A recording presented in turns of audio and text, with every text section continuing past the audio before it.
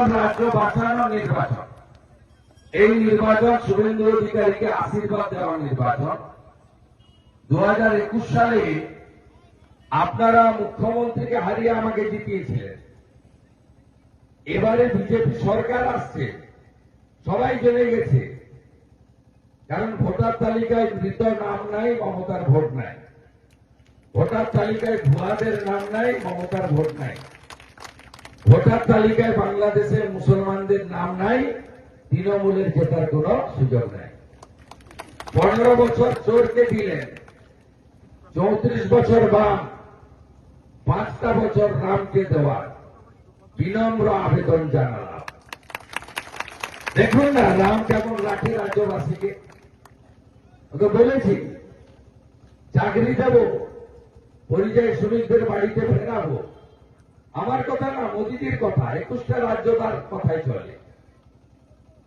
আমি viral video দেখছিলাম, ছেলেরা বলছে যে গুজরাটে কাজ পাওয়া যায়, মহারাষ্ট্রে কাজ পাওয়া যায়, তা অত দূরে যাবো কেন? বিজেপিকে এখানে আনলে এখানেই তো কাজ পাবো। নন্দীগ্রামের রেলপথের কাজ সম্পূর্ণ করা, টেলিগ্রাম কারখানাতে 2200 কোটি টাকা মোদীজি দপ্তর বরাদ্দ করেছে, সেখানে স্থানীয়দের কাজের অগ্রাধিকার দেওয়া,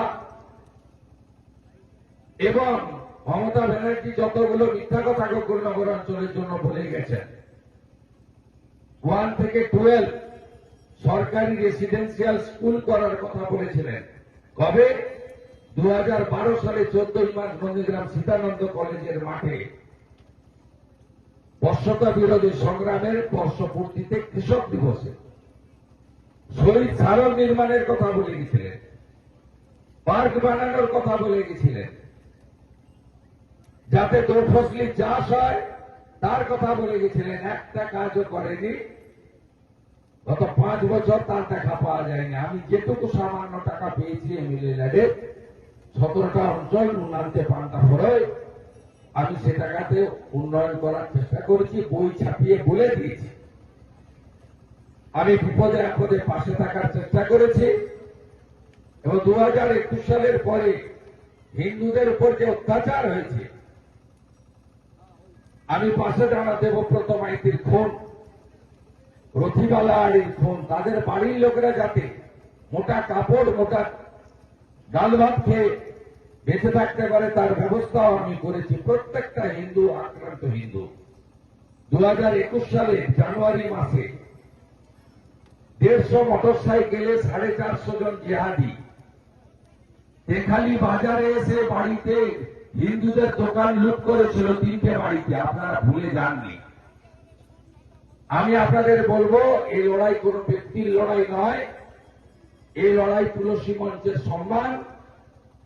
আমাদের হিন্দু বিবাহিত মহিলাদের শাখা পলা সিঁদুরের সম্মান, আমাদের তুলসী মালা, আচার মালা, আমাদের সংস্কৃতিকে রক্ষা করার লড়াই।